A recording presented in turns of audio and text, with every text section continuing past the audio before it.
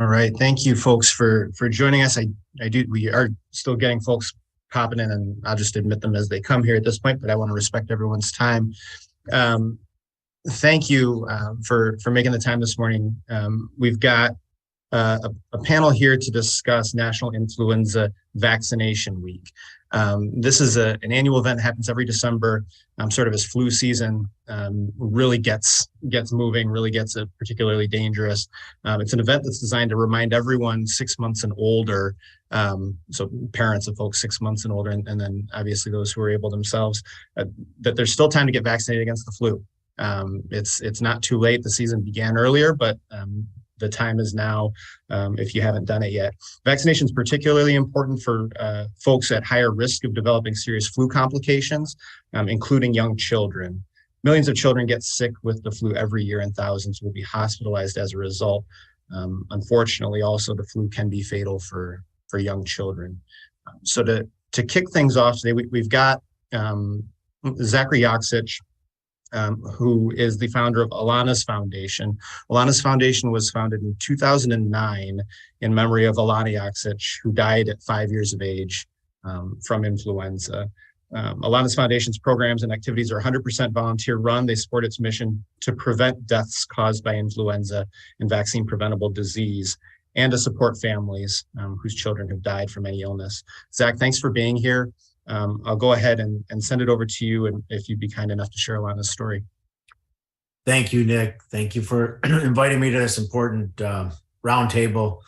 As Nick said, my daughter died in 2003. At the time, she was 5 years old.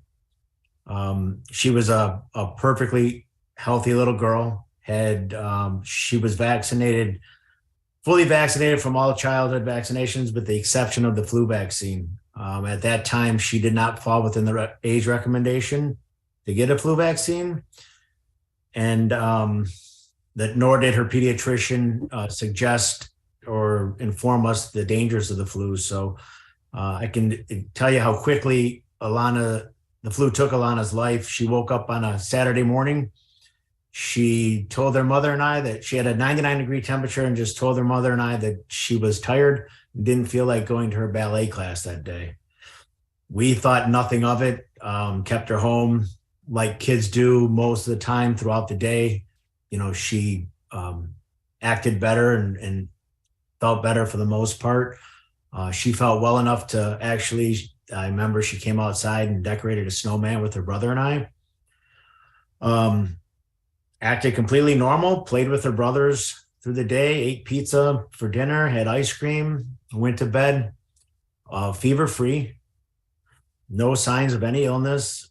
And within a matter of hours, she woke up, 106-degree temperature, vomiting, lethargic, and we had to take her to the hospital that night by ambulance. And she was in the ER for, it would seem like an eternity, but it was probably maybe between an hour and 2 hours, and they could not get her temperature to go down, nor could they had no idea what was wrong with her at the time. And then they decided to finally admit her to the pediatric ICU. And upon admission, as they were admitting her, wheeling her into the room, actually, she went into convulsions, slipped into a coma, and she had to be put on life support. All this was just happening at lightning speed with no explanation. Recording in progress. And probably again felt like days, but it was a matter of hours after that. Finally, the doctor came in and told us that Alana had the flu. And for me, ironically, at the time, I had a sigh of relief and kind of was telling myself she's going to be okay. And I really stopped listening to what the doctor was saying. And he realized that I wasn't comprehending it. And he told me, you're not understanding me. He was telling me that she's going to die. There's nothing that they could do. And it attacked her brain. She had encephalitis. Because usually the flu will attack if it's going to kill you, it's usually your lungs, your heart, or your brain. So it was, like I said, he told us that there was nothing they could do. She was on life support at that time. They kept her on life support for another day for our request, because they were actually ready to take her off life support. And we prayed and hoped that there would be change overnight. And unfortunately, there wasn't. So it was literally in less than 24 hours, the flu took Alana's life. And so I share that story just as a reminder that how dangerous the flu is, how quickly it can take a life.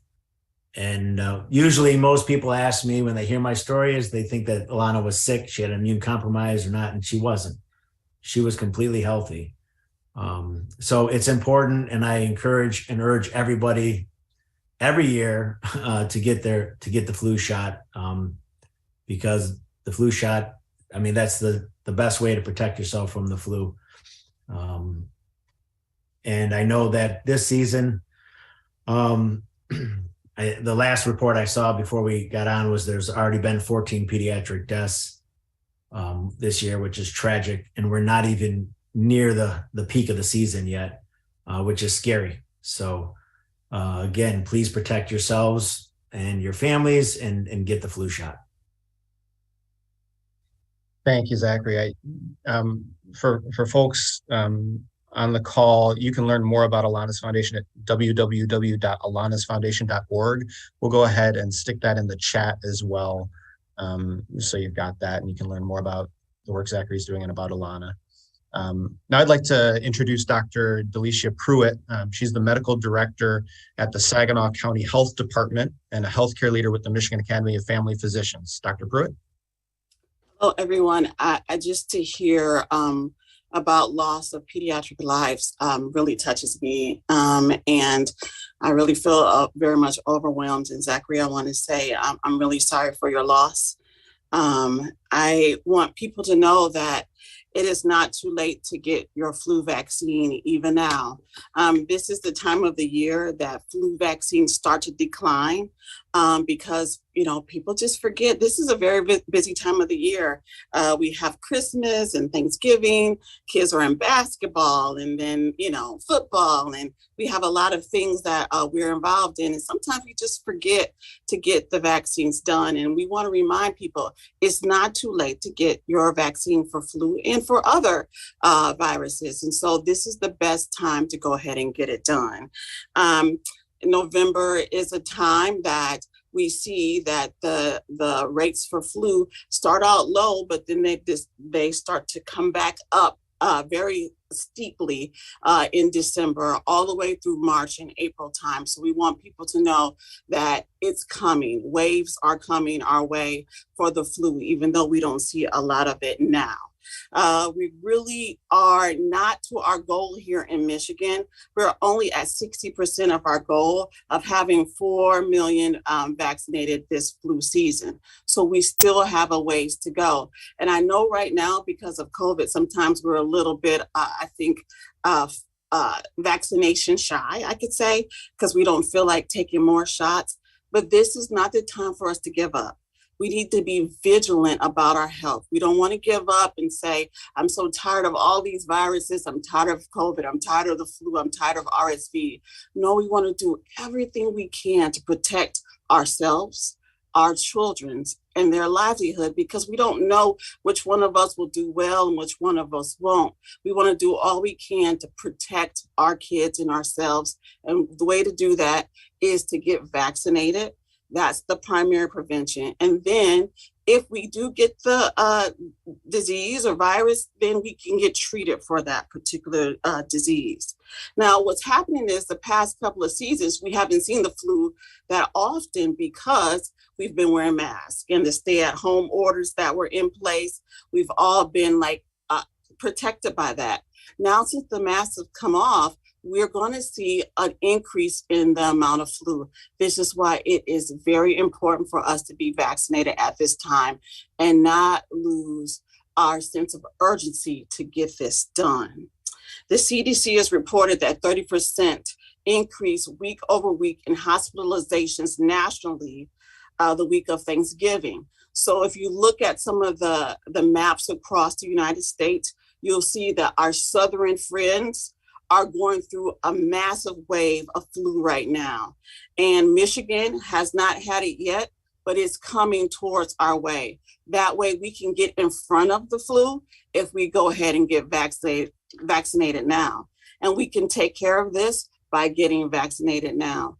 We don't want to have more pediatric deaths or deaths of elderly or young people. We want to make sure that we prevent this, and this can be easily done by getting vaccinated. Additionally, troubling increases in RSV, and we've all heard of this on TV. People are talking about it. Increasing cases of RSV are happening in our hospitals all around Michigan right now. And those people who also have the flu could be at risk for RSV, or people with RSV can be at risk for the flu. So we want to protect ourselves as best as we can by getting our flu shot, by getting our COVID shot, to make sure that we're not at risk for RSV also. So by doing the things that help prevent illness, it puts us at less risk for other illness like the flu, like COVID, like RSV. And finally, those kids whose immune systems have been fighting off RSV will be weakened against the flu. So we have many reasons why we should just take the time during this holiday season to get the flu vaccine so that we can prevent ourselves from being weakened and also not get other viruses that are out there. So guys, let's not get tired at this moment. Let's do everything we can to protect ourselves and our family during this holiday season. Thank you, Doctor. Finally, I'd like to introduce Bethany Skillen. She's a registered nurse and the manager of geriatric programs at Trinity Health Medical Group and a board member of the American Nurses Association, Michigan. Beth, I'll toss it to you to bring us home. Good morning. Thanks so much, Nick. In Grand Rapids, we're actually seeing a dramatic rise in hospitalizations due to flu. Last weekend at Trinity Health St. Mary's here in Grand Rapids, we had 15 patients with COVID and 15 patients with flu. That's the first time we've seen that many flu patients since before the pandemic. Adults 65 and older and children under 4 have been hit especially hard during this unusually early surge, especially if they have underlying conditions. But as Dr. Pruitt said, it's not too late to get vaccinated. We expect these numbers to continue increasing through the holiday season, especially with upcoming gatherings of family and friends. And the best way to protect yourself and your loved ones is to get vaccinated. There has been a lot of talk about what some are calling the tridemic, namely COVID, flu, and RSV. But we still have time to avoid a massive outbreak here in Michigan, but only if people are willing to get those vaccines. The US flu season typically peaks between December and February. And the flu vaccine is effective at preventing serious illness and death in people of every age. Older Americans are especially vulnerable to the flu, and this year there are new vaccines that can offer a better immune response for those who are 65 and older. Young children are also very susceptible to the flu, as we heard from Zach's heartbreaking story about Alana. There are now additional vaccines available for kids 6 months and older. Especially noteworthy is that there are now non-egg-based vaccines as well. Throughout the course of the COVID pandemic, vaccination rates for all diseases have dropped. This is due in part to polarization and fear in our current political climate. But the science is still the same, and vaccines still save lives. Thank you, Beth. With that, we'll go ahead and open it up to questions. If folks have any, feel free to go ahead and stick them in the chat box or raise your hand, and we'll call on you here and go one at a time.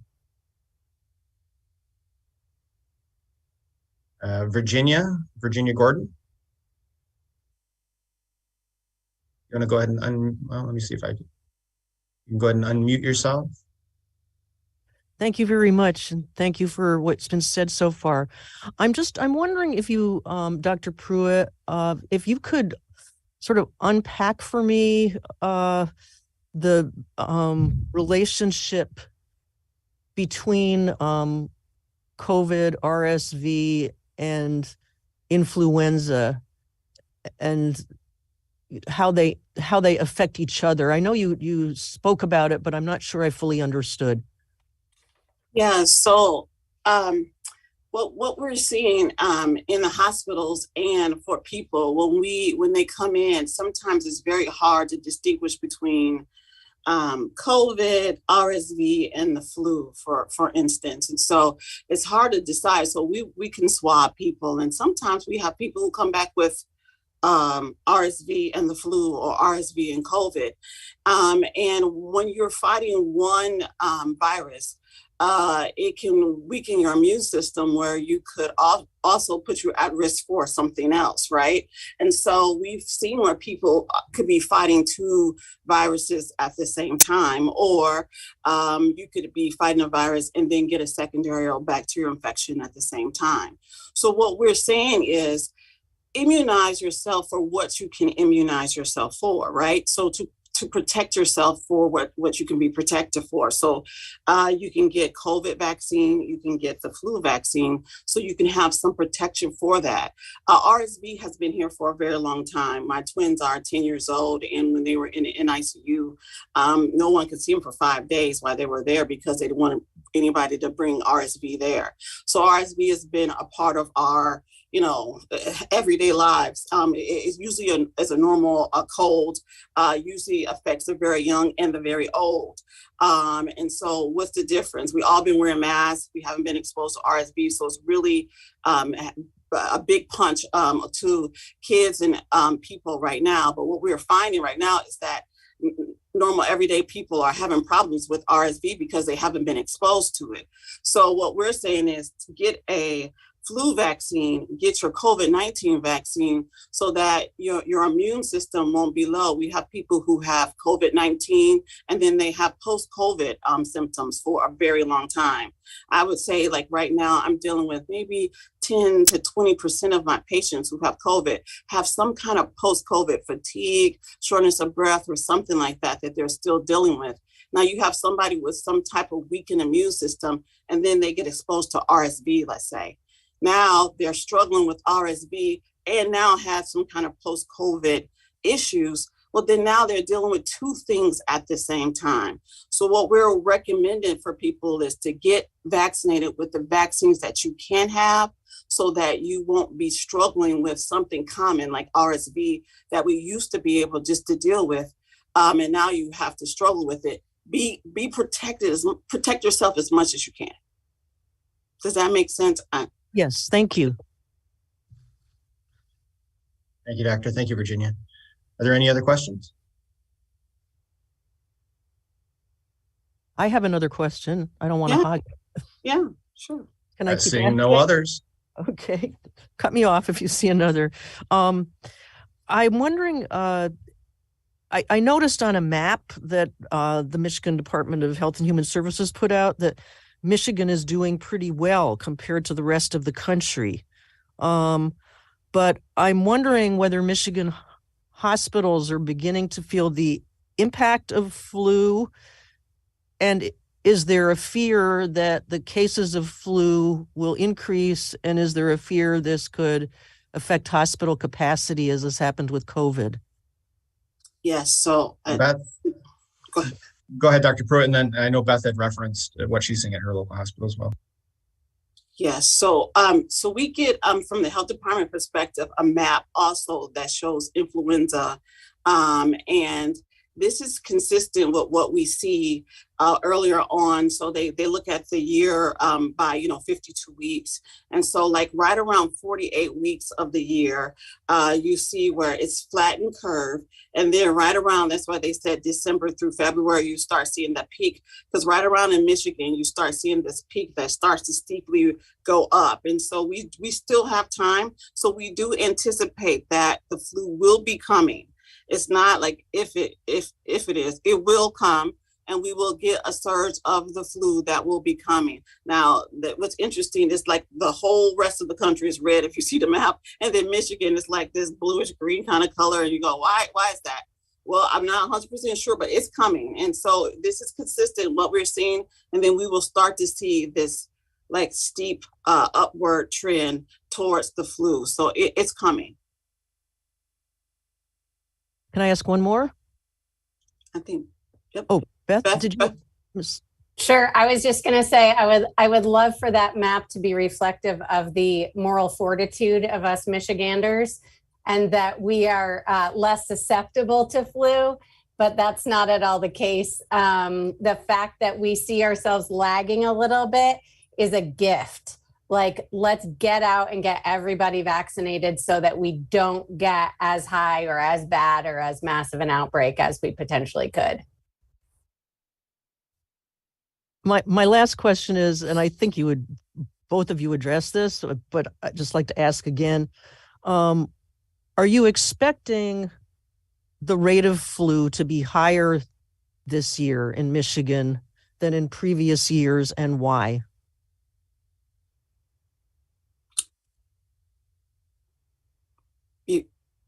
Dr. Pruitt? Okay. I would say yes, only because of the masking, and seeing with other viruses. I would say yes, because we haven't had flu in the past couple of years because of the masking. Flu numbers were down significantly. So I would say yes, I would suspect that it would be higher. But if we get vaccinated, though, this is the key, though. This is the key.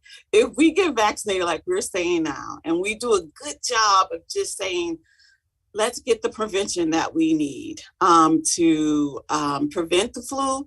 It doesn't have to be. It doesn't have to be.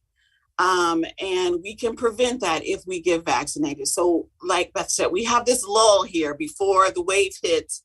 And then, we've learned from COVID that waves come quite often, right? Waves of viruses come. But if you can prevent the disease before the wave hits, that's the key. So it doesn't have to be. If we do our part and get vaccinated, then it doesn't have to be. But the expectation is it can if we don't get vaccinated, so that, if we don't do that, then our hospital systems will be overrun with flu people. And that's what we don't want. I would also like to add, I think we're in a, sorry, Zach, in a new kind of era where there are parts of the world that have normalized masking for forever. And I just got over a head cold. I tested for everything and it was nothing. So, but when I went out into public, you better believe I wore a mask, because nobody needs a head cold. So I would love to think that for people that are maybe immune compromised, that they would mask during this season, and that people that have a cold or are getting over something would voluntarily choose to mask as well to protect their community and their family members. Thank you.